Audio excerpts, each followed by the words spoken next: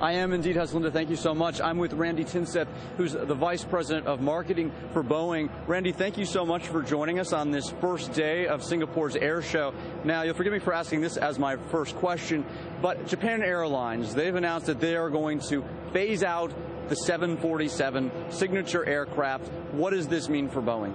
Well, they're going through the bankruptcy process. They're going to look at redeveloping their fleet, reanalyzing their network.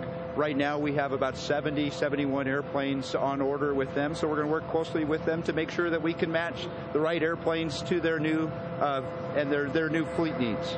Well, are they going to be able to pay for them? I guess that's the other question. Well, they'll go through that bankruptcy process and hopefully they'll be able to work through that.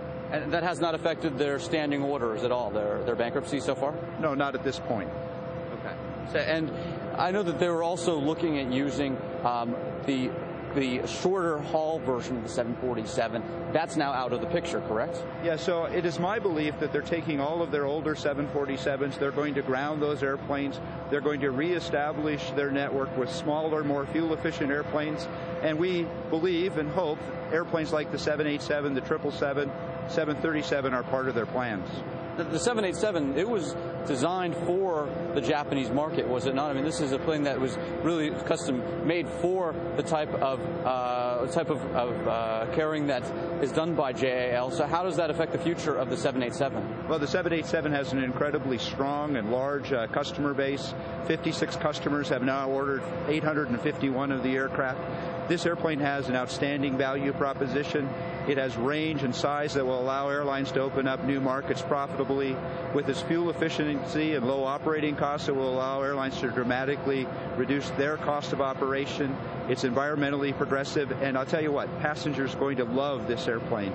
Not only will it look different on the inside, but I guarantee you after a 10-hour flight, you'll feel much better when you fly on a 787. Well, it probably depends on what class you're in. But what I wanted to move on to is speaking to you more generally about the state of the aviation industry. IATA, the industry's main voice, is saying that it's going to take at least 3 years for the industry to recover from what happened in the last year.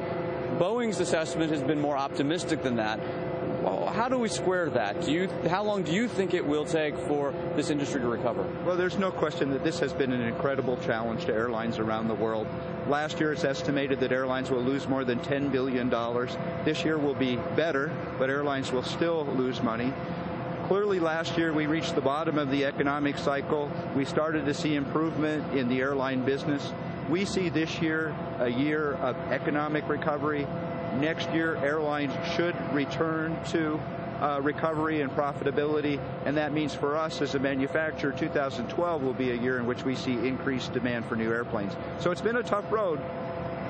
Things are better, but they still can improve a great deal more.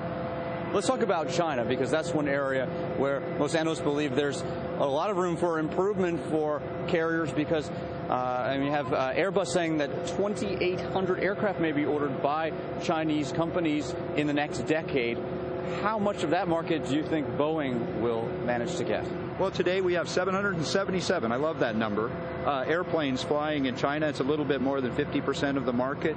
We hope to maintain that more than 50% market share. We view that market as very important. About 3,800 airplanes needed over the next 20 years, valued at $400 billion. The heart and the center of that market are smaller airplanes like the 737. We got a great airplane in our 737, and it's ready and willing to compete.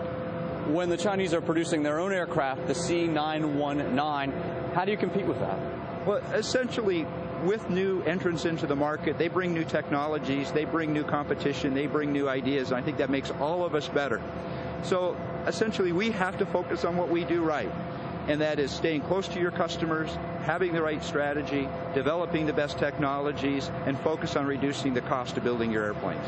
All right. Thank you so much, Randy Tinseth, Vice President of Marketing for Boeing. Thank you so much for joining us on this first day of the air show here in Singapore. Back to you, Haslinda.